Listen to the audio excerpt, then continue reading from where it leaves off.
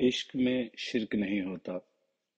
وقت گزرتے کھسکتے دکھائی تو نہیں دیتا، بلکہ دیکھتے ہی دیکھتے بڑے بڑے فاصلے طے کر جاتا ہے۔ مخمل چہروں پہ ٹاٹ کی تریڑیں سی ابھر آتی ہیں، مخمور آنکھیں خس خس کے خالی ڈوڈوں کی مانند پھنڈر ہو جاتی ہیں۔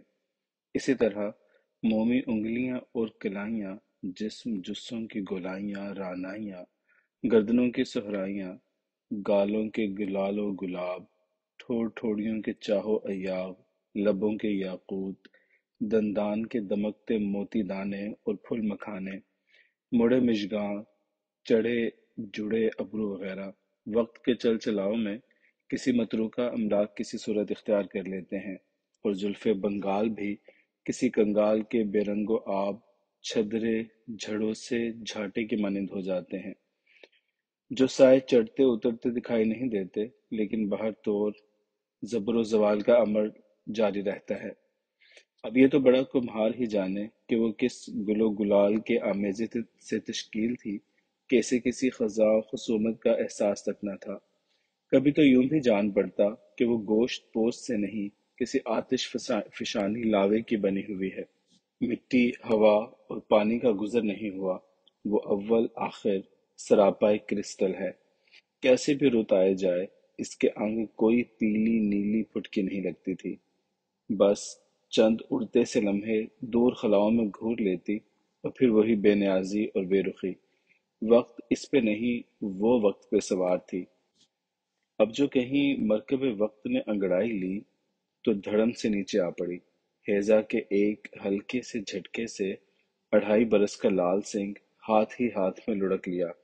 ہائے نہ وائے، پیٹ جایا اٹھایا اور اس کے باپ کے پہلو تیار قبر میں دبا آئی، یوں جیسے کچھ ہوا ہی نہ تھا۔ ان باپ بیٹے کے مزار پہ ہمہ وقت نگاہ رکھنے والا کچھ دنوں سے اپنے گاؤں گیا ہوا تھا کہ یہ واقعہ پیش آیا۔ باپ بیٹے کی قبروں کے درمیان یہ مست الست صابر سنگھ لیٹا ہوا پایا گیا، جسے اپنے ڈرائیور کے ذریعے وہاں سے بھگایا تھا، اور صابر سنگھ نہایت خاموشی سے وہاں سے ٹل کر باہر راہ گزر پہ ایک شکستہ سے منڈیر پہ آ ٹکا تھا، اور اس کے پیچھے پیچھے آنے والا وہ کالا کتا بھی جو مزار کے کتبے کی اوٹ پہ بیٹھا ہوا پایا گیا تھا۔ ظاہر ہے کہ سنبل سہانی کے مزاج اس وقت سخت برہم تھے۔ ایک فضول سا کتا اور ایک عجیب مجہول سا ملنگ اسے کسی طور پہ گوارا نہ ہوئے تھے، لیکن اندر ہی اندر اپنے نازیبا برتاؤ پہ ہلکی سی خائف بھی ضرور تھی۔ کچھ نہ کچھ تو ایسا تھا جو نیزے کی انی کی مانند اسے کچوکا سا دے گیا تھا۔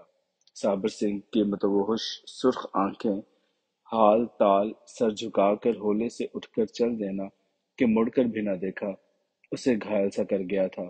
یہ کوئی عام ملنگ تلنگ دکھائی نہیں دیتا تھا جو گورستانوں، شمشان گھاٹوں یا جنگل بیابانوں میں مارے مارے پائے جاتے ہیں۔ یہ تو کسی ایسی اچجی ڈال کا پکھیرو جان پڑتا تھا جس کے پیپل پیڑ کی جڑیں پرتھوی بھیتر کسی انجانے سے سورگ میں اتری ہوں۔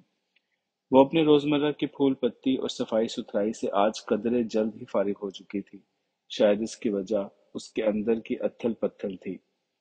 مزار کی چار باڑ کے آہنی دروازے کا تالا ڈال کر ڈرائیور کے آگے آگے وہ اس پگڈنڈی پہ آ لگی جو 15-20 قدم آگے اس راستہ سے جڑتی تھی جو گورستان سے باہر اور اندر جناز گاہ اور مسجد کی جانب کھلتا تھا، اور اسی راہ پہ صابر سنگھ بھی اس منڈیر پہ منڈی اٹھائے اکڑوں بیٹھا تھا جیسے کہیں اٹھ بھاگنے کا قصد ہو۔ اس کے قریب سے گزرتے ہوئے دل کی دھڑکن ڈھول کے دھگے کی مانند بجنے لگی تھی۔ جسم کی ساری چولیں ڈھیلی، وہ اسے نظر انداز کرتے ہوئے گزر لینا چاہتی تھی، مگر بڈولتی ہوئی نظر جو صابر سنگھ پہ پڑی تو گڑبڑا کے رہ گئی۔ لپٹیں چھوڑتی ہوئی آتشی پیشانی، چہرے پہ ایک پراسرار سی بے نیازی جس میں خشونت جھانکے مار رہی تھی، لال بوٹی آنکھیں اٹھائے وہ اسے گھور رہا تھا۔ سانپ، چور اور مجذوب، ان کی دہشت ہی بہت ہے۔ زہر، ضرب اور زد ہو نہ ہو، بندہ ایک بار تو دہل ہی جاتا ہے۔ ہپ ہپ، چوں چوں اور ہو، آپے آپ ہی منہ سے نکلنا شروع ہو جاتا ہے۔ وہ خود کو سنبھالے تیز تیز قدموں سے اس کے برابر سے تو گزر گئی، لیکن لگا یوں جیسے کہ پورے سرات عبور کر کے آئی ہو۔ गाड़ी के करीब पहुंचकर ड्राइवर ने आगे बढ़ते हुए दरवाजा खोलकर इसे अंदर बिठाया। सुंबल सुहानी ने माथे का पसीना पोंछते हुए कनखियों से इस दीवाने की जानिब देखने की कोशिश करते हुए गाड़ी बढ़ाने का हुक्म दिया, लेकिन अगले लम्हे वो रुको रुको कहते हुए दरवाजा खोलकर बाहर निकल आई, क्योंकि इसने साबिर सिंह और काले कुत्ते को वापस मजार की जानिब बढ़ते हुए देख लिया था। वो इधर लपकी तो ड्राइवर भी भागा भागा पीछे पहुंच रहा, मगर इनके पहुंचते पहुंचते वो दोनों दोबारा अपनी अपनी जगह पे विराजमान हो चुके थे। तब सुंबल सुहानी और ड्राइवर को अपनी जानिब लपकते देखकर कुत्ते ने भौंकी लगाना शुरू कर दी। अब जो ड्राइवर करीब पहुंचा तो कुत्ते ने उचक कर इसकी पिंडली पे दांत रख दिए। ड्राइवर की चीख और इन दोनों की धांधली देखकर ये आपे से बाहर हो गई। आओ देखा न ताओ, झट परस से छोटा सा पिस्टल निकाला और कुत्ते पे मैगजीन खाली कर दिया। ये सब कुछ यूं आनन फानन हुआ कि उसे खुद भी समझ न आया कि ये सब कुछ इससे क्यों कर सरजद हो गया। कुत्ते बेचारे की क्या औकात थी। 6 अदद गरम गरम गोलियों ने इसे तूम कर रख दिया था, जबकि किसी काले के लिए तो रीठे की एक बेजरर सी काली गोली भी काफी होती है। मुंह से निकलने वाली आखिरी चवों के वक्त इसकी खुली आंखों का रुख साबर सिंह की जानिब था। उधर साबरा वहीं बाप बेटे की कब्रों के दरमियान अपनी अजली बेनियाजी और बेहिसी के साथ नीम उकड़ूं पड़ा हुआ था। कुत्ते की आखिरी चौं तो क्या, उसकी आंखें तो गोलियों की तिड़-तिड़ से भी नहीं झपकी थी कि जैसे कुछ हुआ ही नहीं। मस्तों, दरवेशों, मजजूबों के लिए रावी चैन ही चैन लिखता है, बैन ही बैन नहीं। कुएं यार से निकलें या सोएदार चलें, उनके पास इस्तग़ना में लग़ज़िश नहीं आती। गैर इरादी तौर पे इसके बेसब्रे पिस्टल का रुख अब साबिर की जानिब था, यानी गर्म लोहा ठंडी मिट्टी के मुकाबिल। इसे ये भी ख्याल न रहा कि मैगजीन खाली है। ये एहसास उभरते ही उसने ठंडी मिट्टी की आंखों में झांका तो वहां 2 नाली फुल लोड थी। घोड़े के हिनहिनाने की आवाज उभरी। एक तो मर गया, अब इस कुत्ते का भी फैसला कर दो। मजीद बर्दाश्त नहीं होता। अफसोस कि मेरे पिस्टल में कोई गोली नहीं, नहीं तो तुम्हारा फैसला भी इस कुत्ते के साथ ही हो जाता। तुम दोनों ने इस जगह को नापाक कर दिया है। एक तो अंजाम को पहुंच गया, मगर शायद तेरा अंजाम मेरे हाथों नहीं लिखा। मेरा अंत तुम्हारे हाथों ही है। आज नहीं तो कल तुम जरूर मेरा फैसला करोगी। कलेर शरीफ में हरिद्वार वाली माई जी ने यही हुक्म देकर मुझे यहाँ भेजा है। इससे पहले बाबा जी ने भी यही कहा था कि तुम्हारा उत्तम अंत माहिम शरीफ वाली माई के पास है। मुझे यहाँ इस मजार पे बड़ा आनंद मिला है। इजाजत हो तो मैं यहीं पड़ा रहूं। वो वहां से उठकर खून में नहाए हुए कुत्ते के पास उठ आया।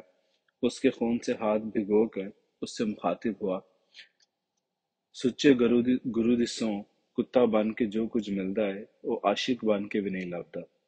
सुंबल सुहानी के बरहम मिजाज पे इन उंट शंट बातों ने कोई खुशगवार असर नहीं डाला, बल्कि वो मजीद बिगड़ते हुए बोली, तुम्हारी इन फजूल बातों और खूब खसलत से मुझे कुत्तों के पसीने जैसी बू महसूस हो रही है। इंसानी लहजे में गुफ्तगू बजाय अगर तुम कुत्तों की भौं भौं इख्तियार कर लो तो आशिक की बजाय एक अच्छा कुत्ता बनने की आरज़ू भी पूरी हो जाएगी और गुरु नाम की कसम खाने में भी खासा वजन आ जाएगा। साबिर सिंह ने आलम जज्म में बुलंद आहंग एक जली लगाई और कुत्ते के लहू से रंगे हुए हाथों को अपने चेहरे, जिस्म और कपड़े चीथड़े से साफ किया। कुत्ते की लाश को उठाया, सीने से चिमटाया और सुहानी के चरणों में गिरकर किसी पुजारी के मानंद दंडोत करने लगा। सुहानी ने हड़बड़ा कर पीछे हटने की कोशिश में संगी जंगले से टकरा कर बुरी तरह गिर पड़ी। ड्राइवर सहारा देने की कोशिश में आगे बढ़ा। साबिर ने कमाल उजलत और मुस्तैदी से उसे अपनी बाहों में भर लिया। अब ये आलम कि सुहानी साबरे की गोद में नीम बेहोश सी पड़ी है। ड्राइवर हवास बाख्ता सा पास खड़ा है, हवा में लठबाजी कर रहा है। उस गरीब की समझ में कुछ नहीं आ रहा था कि इस भूत से अपनी मालकिन की जान किस तरह छुड़ाए, जिसने कुत्ते के गलीज खून से इसके हाथ, बाजू और कपड़े लत्ते बराबर कर दिए थे। इसी असना इधर उधर से कुछ लोग शोरो गुल, खून, कुत्ते की लाश, बेतौरो तरीका मजजूब और लोट पोट हो रही خوبصورت عورت کو دیکھ کر آگے بڑھائے تھے۔ ایک دیوانے مستانے کی گود میں ایک حور شمائل بے سار و سدھ پڑی تھی۔ اس سے زیادہ دلچسپ تماشا اور بھلا کیا ہو سکتا ہے؟ قبرستان کے چوکیدار اور گورکن بھی آ پہنچے تھے۔ سنبل سہانی سے وہ خوب واقف تھے۔ آتے ہی انہوں نے فالتو لوگوں کو احاطہ سے باہر دھکیل دیا، بڑے جتنوں سے اسے آزاد کروا کے پانی کے چھینٹوں سے اس کے حواس بحال کیے، اسے سہارا دیے کار تک لے جانے لگے تو صابر نے آگے بڑھتے ہوئے ہاتھ جوڑتے ہوئے پوچھا، اس کتے کے لیے کیا حکم ہے؟ سنبل جو ہیجانی کیفیت میں بیزار اور لاغر سے دکھائی دے رہی تھی، اپنے کپڑوں اور ہاتھ بازوؤں پہ لگے کتے کے خون سے گھن کھاتے ہوئے بولی، تو نے مجھے رسوا کر دیا ہے۔ دیوانہ ہوتا تو میں تجھے پولیس کے حوالے کر دیتی۔ تو فوراً یہاں سے چلا جا اور دوبارہ کبھی ادھر کا رخ نہ کرنا۔ وہ کتے کی لاش کی جانب دیکھتے ہوئے کہنے لگا، یہی ایک میرا وفادار ساتھی تھا جو کلیر شریف سے میرے سنگ آیا تھا۔ اب تو اس کا مزار بھی اسی احاطہ میں بنے گا اور میں یہاں مجاور بن کر بیٹھوں گا۔ کتا، کتا، کتا۔ سنبل سہانی پہ جیسے ہذیانی سی کیفیت طاری ہو گئی۔ وہ وہیں کن پٹیوں پہ ہاتھ رکھے بیٹھ گئی، اسے خشمگی نگاہوں سے تومتی ہوئی، پھر کتے کتے کی گردان رٹنے لگی۔ صابر سنگھ نے ایک عجیب سی وجدانی کیفیت میں منہ اٹھا کر بھوں بھوں کی ہانک لگائی۔ پھر سننے والوں نے سنا کہ گورستان میں ہر سو بھوں بھوں کی باز گشت گونجنے لگی تھی۔ کتا کتا کر دی نی میں آپے کتا ہوئی۔ اس روز کے واقعہ کے بعد تو جیسے اس کا چین لگ گیا تھا۔ ایک عجیب سی بے کلی نے اسے اپنے حصار میں جکڑ لیا تھا۔ روشن دن تو کسی نہ کسی طرح کٹ جاتا تھا، مگر تاریکی پھیلتے ہی جیسے اس کا جگر جکڑا جاتا ہے۔ کانوں میں بھوں بھوں کا آہنگ الگ پردے پھاڑتا۔ باہر گلیوں بازاروں میں کتے تو بھونکتے ہی رہتے ہیں۔ ان کے کرخت بے ہنگم آوازیں ایسے دکھتے بھی نہیں کہ بندہ سگ بیزار ہو جائے، مگر جب کسی لگن لاگے کے اندر کہیں کتے بھونکنا شروع ہو جائیں تو وہ پھر سگ گزیدہ سا ہو کر دوجوں کو آزار پہنچانا شروع کر دیتا ہے۔ ایسا ہی کچھ حال اس کا بھی ہوا۔ صحت کے ساتھ ساتھ زبان بھی بگڑتی گئی۔ نوکر چاکر رشتہ دار تو جان چھپاتے پھرتے ہی تھے، یہ خود اپنے آپ سے جان بچاتی رہی تھی۔ ہنسنا، مسکرانا، کھانا پینا، کھلکھلانا، پہننا، سنورنا وغیرہ محض نام ہی کا رہ گیا۔ وہ کئی روز سے قبرستان نہیں جا سکی تھی۔ شروع سے ہی ایک مخصوص سمے اس کا مزار پہ دیا بتی اور پھول پتی ہر روز کا معمول تھا، لیکن اب وہاں کا تصور بھی اس کے لیے سہانے روح بن کے رہ گیا تھا۔ بھوں بھوں کی دل آزار آوازوں سے تنگ آ کر اس نے اپنے فلیٹ کے دروازوں کھڑکیوں کی ڈبل گلیزنگ کروا لی تھی، مگر وہی بات کہ باہر کے شور سے تو کان بچائے جا سکتے ہیں، مگر اندر کے شور سے جان بچانا مشکل پڑتا ہے۔ بہت بیرونی شور و غوغ سے کان اور دماغ بجنے لگتے ہیں، جبکہ اندرونی شور و ہنگام سے وجود وجدان لرزنے لگتے ہیں۔ آہنگ گشت، سواد و سوز، صدا و کرہ وغیرہ لرزش کا خمیازہ ہی تو ہوتے ہیں۔ تنبور و اکتارا، تانپور یا طاؤس، ستار ہو یا سرنگی، سرمنڈل یا سنتور، یہ سب لرزنے، کپکپانے، چھڑنے، گدگدانے کے سازینے ہیں۔ زخمی زخمہ، انگشت فگار، ناخون ہنر، مضراب مضطرب، انگشتری آہنے، یہ سب انگیخته ہی تو ہیں۔ کتا قریب و دور کہیں بھی بھونکی لے، اس کے کان کھڑے اور دل بیٹھنے لگتا ہے۔ بے کلی، کسامسی اور بے طرح کی توڑ پھوڑ دو چند ہو جاتی، کانوں میں انگلیاں گھسیڑے دروازے کھڑکیاں بند کرنا شروع کر دیتی۔ ایک عجیب بات کہ کتے کے بھونکنے پہ اس کے ذہن میں کتا نہیں بلکہ صابر سنگھ کا تصور ابھرتا۔ بس وہیں وہ سارے مناظر از سر نو شروع ہو جاتے جو عرصہ پہلے قبرستان میں وقوع پذیر ہو چکے تھے۔ وقت کچھ اور آگے سرکا تو اس کا ایک ملازم جس کے ذمہ قبرستان جانا اور اس کی جانب سے پھول پتی، اگربتی اور صفائی ستھرائی، روشنی وغیرہ کے انتظامات کرنا تھا، بغیر اطلاع غائب ہو گیا۔ وہ کوئی ایسا غیر ذمہ دار یا بازاری ملازم بھی نہیں تھا، جن کے آنے جانے کا کوئی اعتبار نہیں ہوتا۔ وہ بھروسے کا بندہ تھا۔ تیسرے روز اس کی بیوی نے کسی اسپتال میں اطلاع بھجوائی کہ اس کا خاوند ذہنی طور پہ ناکارہ ہو چکا ہے، لہٰذا اسے مزید خدمات سر انجام دینے سے قاصر سمجھا جائے۔ مزید کوریدنے سے پتہ چلا کہ وہ سگ آزاری کے مرض میں مبتلا ہو چکا ہے۔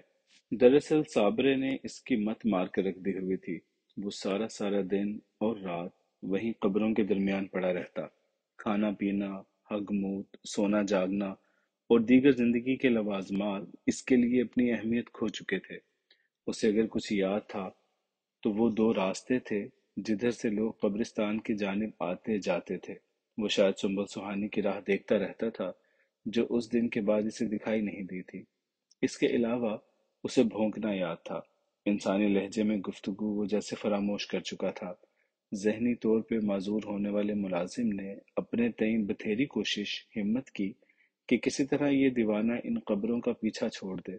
وہ اس کے سامنے کھانا پینا بھی رکھتا، آگے پیچھے کی صفائی پونچھائی کے علاوہ اس سے محبت اور عقیدت سے بھی پیش آتا، مگر یہ اس کے ہر احسن سلوک کا جواب بھونک بھونکے سے دیتا۔ ملازم جانتا تھا کہ جس روز اس کی مالکن نے اس دیوانے کو قبروں پہ لیٹتے دیکھ لیا، اس دن اس کی چھٹی ہو جائے گی۔ سنبل اگلے روز خود قبرستان پہنچ گئی۔ وہاں کار سے اترتے ہی ادھر ادھر کے کتوں نے بھونکنا شروع کر دیا۔ اسے کیا خبر کہ ان آوازوں میں ایک آواز اس دیوانے کی بھی ہے جس نے کئی دنوں کی دید پیاس اس کی آمد سے بجھائی ہے۔ ادھر صابرہ اسے دیکھتے ہی دیوانہ وار لپکا، باڑ دیوارچی قبریں چھلاوے کی طرح پھلانگتا ہوا اس کے سامنے یوں ٹپوسیاں کھا کھا کر بچھنے لگا جیسے پالتو کتا مدت بعد گھر لوٹنے والے مالک کے آگے پیچھے لوٹ پوٹ اپنی بے پناہ محبت کا اظہار کرتا ہے۔